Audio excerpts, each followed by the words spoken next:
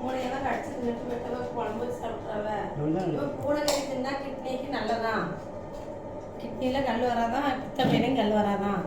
அதனால் பூனையை என்ன செய்கிறாங்கன்னா கூண் வச்சு பிடிக்காத பக்கத்து வீட்டில் பிடிச்சி அரை மணி நேரத்தில் வரட்டி அந்த குழம்பு திங்குறாங்க.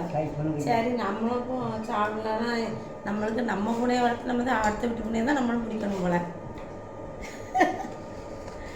என்ன சிரிப்பாக இருக்குல்ல. அவ்வளோ பூனை 4 பூனை இதுன்னு விட்டவ, ஒரு பூனை தான் கிடைக்கணும். என்னதாக்கா இந்த ஒன்றுக்கு சோம்பலனாக்க கிடக்கு. இதையும் கசாப்பு பண்ணிடுவாங்க. ஆமாம், அல்லது இதையும் கசாப்பு. நீ நாய் கடிச்சிட்டு போச்சுல வந்த போன எப்படி ஆகிட்டு பற்றியில இப்போ அதை போனாலே சாப்பிடாது. பார்த்தா மொட்டை மட்டும் தான் இருக்குது. அதை மூஞ்சே காட்டுங்க.